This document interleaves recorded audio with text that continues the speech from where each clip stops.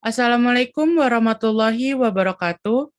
Perkenalkan, kami dari kelompok 4 dengan judul Prinsip Etik Legal dalam Keperawatan yang beranggotakan saya sendiri, Syahda Smitawati Windartono dengan NIM 211071136 yang berperan sebagai narator dan keluarga pasien. Selanjutnya, nama saya Shen Amaranta Sigit dengan NIM 21107111124 berperan sebagai pasien.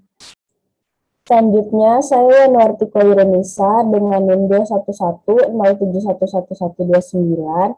Di sini saya berperan menjadi salah satu pasien, kepala perawat, kemudian perawat. Saya Fatma Fadila Roza dengan NIM 21107111135 berperan sebagai perawat dan komite etik. Selanjutnya, saya Meta Tessa Magdalena dengan NIM 211071121 berperan sebagai dokter dan keluarga jauh pasien. Saya Rani Hartika Damayanti dengan NIM 21107111115 berperan sebagai perawat. Pada sore hari, tepatnya pukul 3, di RS Wanita Sejahtera, datang seorang pasien bernama Shen beserta keluarganya untuk melakukan medical check-up terhadap keadaannya Shen. Mereka pun langsung menuju ruang administrasi yang keadaannya cukup ramai. Di ruang administrasi,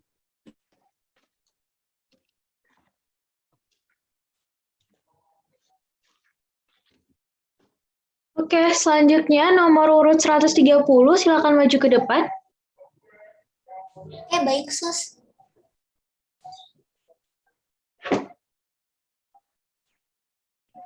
Shen dan keluarganya pun langsung menuju meja administrasi, tetapi ada salah satu pasien yang hendak menyelak antriannya. Maaf, Mbak. Jangan nyerobot dong. Ini kan antrian 130 punya saya, dan saya sudah antri dari tadi. Iya Mbak, kan ada saya yang duluan. Gimana sih Mbak?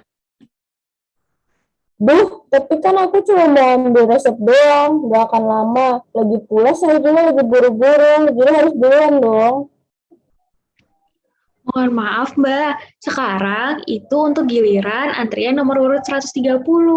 Untuk Mbaknya dimohon mengantri mengikuti sesuai dengan nomor urutnya ya. Aduh, tapi saya sedang buru-buru loh, Sus.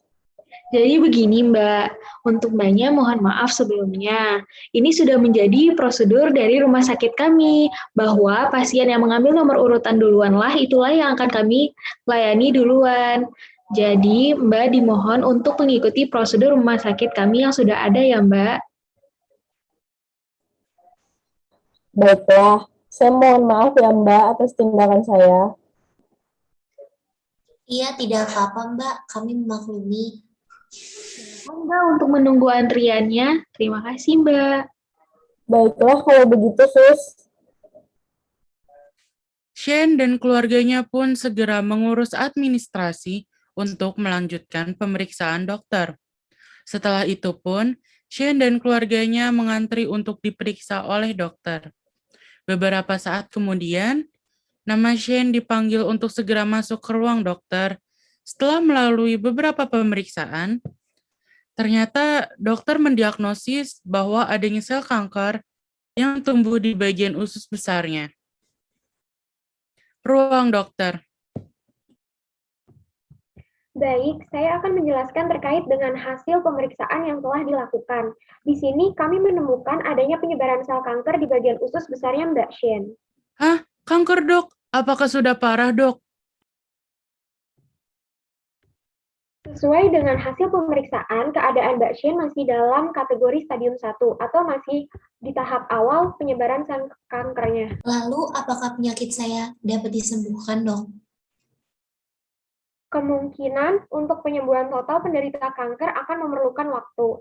Mbak masih memiliki harapan untuk sembuh jika melakukan beberapa prosedur pengobatan seperti perawatan intensif dan terapi obat-obatan rutin di rumah sakit selama sebulan ini. Apakah siap, Mbak, untuk menjalankan pengobatan ini? Baik, saya bersedia, Dok. Saya mohon ya dok, tolong sembuhkan adik saya. Baik, saya akan berusaha semaksimal mungkin. Perawat Rani bisa tolong antarkan pasien ke ruang perawatan pasien dan tolong segera diberikan obat sesuai dengan resep yang tertulis. Baik, Dok. Mari Mbak ikuti saya.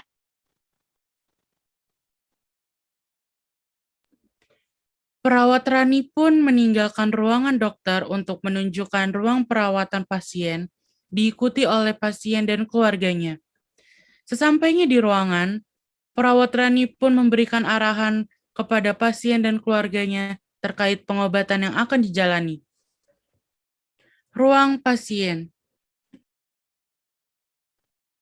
Baik, untuk keluarga pasien dapat mengurus kembali administrasi mengenai tindakan yang akan dilakukan selanjutnya ke ruang administrasi, dan untuk pasien atas nama Shien, silakan beristirahat di sini. Saya akan mengambilkan beberapa obat yang telah diberikan sesuai dengan resep dokter. Mohon ditunggu ya sebentar. Baik, Sus. Di ruang perawat. Rani, sekarang giliran kamu tahu ngasih obat ke pasien yang namanya Mbak Shana. Oh iya, hampir aja lupa. Bentar deh, aku cek resep dokternya dulu.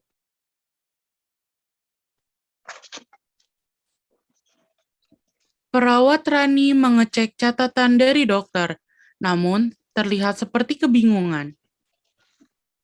Kenapa, Ren? Kok kelihatannya bingung gitu? Iya nih, bingung. Di tulisannya itu nggak jelas gitu, antara 50 sama 500. Menurut kamu ini berapa? Mana sini coba aku lihat.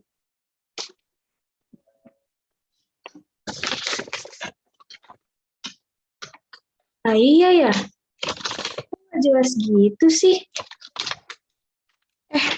Daripada salah, lebih baik kamu tanya deh sama dokternya. Coba hubungi atau SMS aja. Kalau gitu mah lama, tapi kayaknya sih ini tulisannya 500. Kamu yakin, Ran? Kalau sampai kamu salah, bahaya loh. Iya, yakin. Udah tenang aja. Iya deh. Perawat Rani pun mengambil keputusan secara sepihak dalam menentukan dosis obat yang akan diberikan pada pasien. Di ruang pasien. Selamat sore Mbak Shen, ini udah waktunya minum obat ya. Ini saya berikan beberapa obat untuk Mbak minum. Baik, Sus. Terima kasih.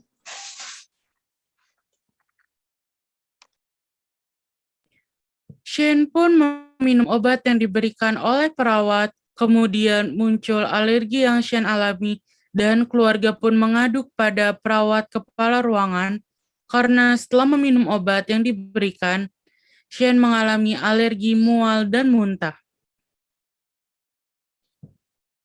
Sus, bagaimana ini? Kenapa adik saya jadi seperti ini setelah meminum obat yang diberikan? Memangnya apa yang terjadi ya, Mbak?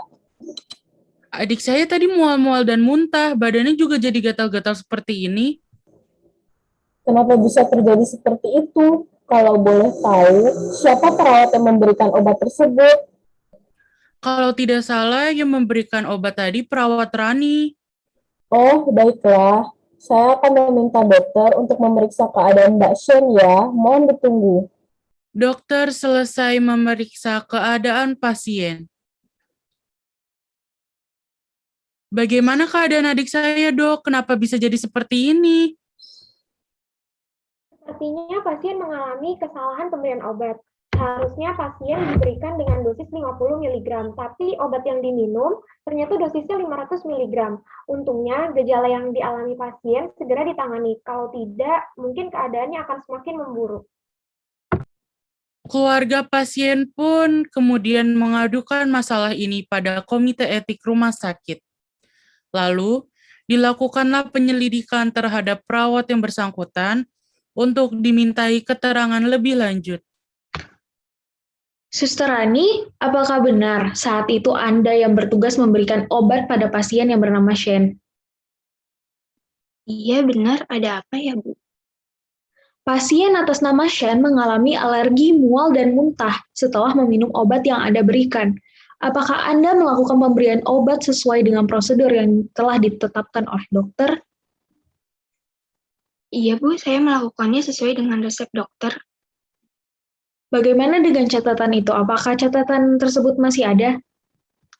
Iya, Bu, saya masih menyimpannya. Oke, kalau begitu panggil dokter yang memberikan resep atau instruksi tersebut kepada kamu ya. Dokter yang bersangkutan memberikan keterangannya. Jadi begini, Perawat Rani. Berdasarkan identifikasi yang telah Komite Etik lakukan, terjadi kesalahan saat penginterpretasian catatan yang dituliskan oleh dokter pada saat itu. Kami menduga bahwa Anda telah mengesampingkan 5 aspek pada saat memberikan obat pada pasien. Untuk itu, kami sepakat sebagai Komite Etik memberikan sanksi pada Anda berupa potongan gaji selama 1 bulan dan melakukan rotasi ulang terhadap jadwal Anda dalam bertugas. Baik, Bu, saya akan menerima konsekuensi tersebut. Saya mohon maaf atas kelalaian yang telah saya perbuat dalam melaksanakan tugas saya. Dan saya berjanji untuk tidak akan melakukan hal yang sama. Lalu, perawat Rani pun menerima dan menjalankan konsekuensi atas kesalahannya tersebut.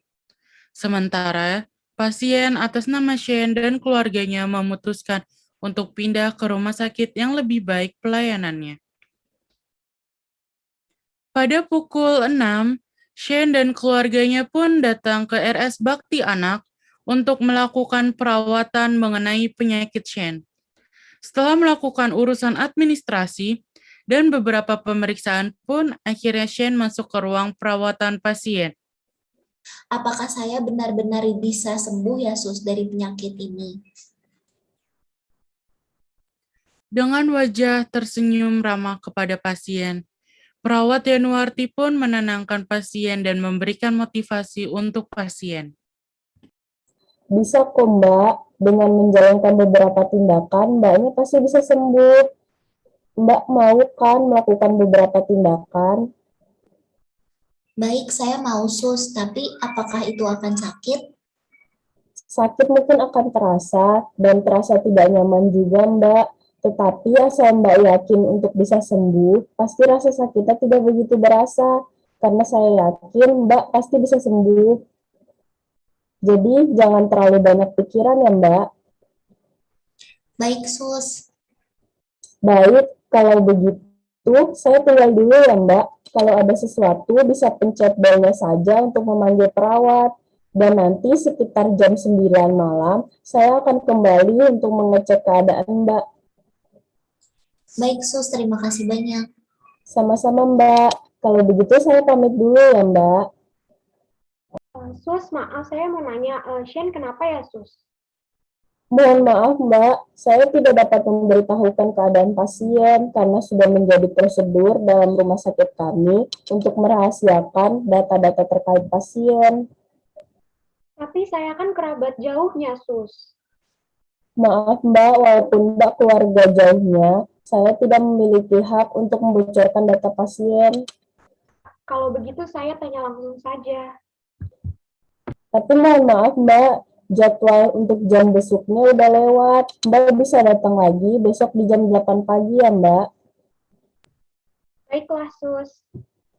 Pada saat pukul 9, perawat Yanuarti pun kembali ke ruangan pasien untuk menempati janjinya dan mengecek kondisi pasien. Di dalam ruangan pasien, Selamat malam, apakah Mbak udah makan? Sudah, Sus. Sudah makan? Apakah makanannya udah habis, Mbak? Sudah habis, Sus. Baiklah, apakah pasien atas nama Shane memiliki keluhan atau gejala terkait penyakitnya? Tidak, Sus. Saya merasa baik-baik saja kok. Baiklah, kalau kayak begitu, saya tinggal dulu ya, Mbak. Dan jika membutuhkan bantuan, jangan sungkan untuk memencet bel dan memanggil perawat ya, Mbak. Baik, Sus. Terima kasih banyak. Sama-sama, Mbak. Kalau gitu saya pamit dulu ya, Mbak. perawat Yanuarti pun meninggalkan kamar pasien dan melanjutkan tugasnya. Dari roleplay yang kami perankan, dapat disimpulkan bahwa adegan-adegan tersebut berdasarkan 8 prinsip etik legal dalam keperawatan, yaitu pertama, autonomi, menghormati keputusan pasien untuk menentukan nasibnya. Terdapat pada adegan ketika dokter Meta memberikan pilihan pada pasien dan keluarga untuk tindakan pengobatan selanjutnya. Kedua, beneficence, keharusan perawat dalam bersikap baik dan ramah terhadap pasien. Terdapat pada adegan pada saat perawat Yanuarti bersikap ramah pada pasien di RS Bakti Anak. Ketiga, justice, memberikan sikap adil pada pasien. Terdapat pada adegan ketika perawat dapat berlaku adil untuk semua pasien pada saat antri pemanggilan nomor pasien untuk pemeriksaan. Keempat, veracity, kewajiban perawat untuk bertindak jujur pada pasien. Terdapat pada adegan perawat Rani bersikap jujur atas tindakan yang telah diperbuat. Kelima, non-malfeasance, menghindari perbuatan merugikan bagi pasien. Terdapat pada bagian ketika perawat Fatma menyarankan perawat Rani untuk menghubungi dokter terkait resep obat yang kurang jelas untuk pasien. Keenam, fidelity, menempati janji pada pasien. Terdapat pada adegan ketika perawat Yanuarti menempati janji untuk melakukan check-up kembali terhadap kondisi pasien pada pukul 9. Ketujuh, confidentiality, perawat dapat menjaga kerahasiaan privasi pasien. Terdapat pada adegan ketika perawat Yanuarti menjaga informasi pasien pada keluarga jauhnya. Kedelapan, accountability, perawat dapat bertanggung jawab pada setiap tindakan yang dilakukan. Terdapat pada adegan ketika perawat Rani mengakui dan menerima konsekuensi atas kecerobohan yang telah diperbuat. Sekian role play yang dapat kami perankan mengenai prinsip etik legal dalam keperawatan. Kurang lebihnya mohon dimaafkan apabila ada kesalahan. Wassalamualaikum warahmatullahi wabarakatuh.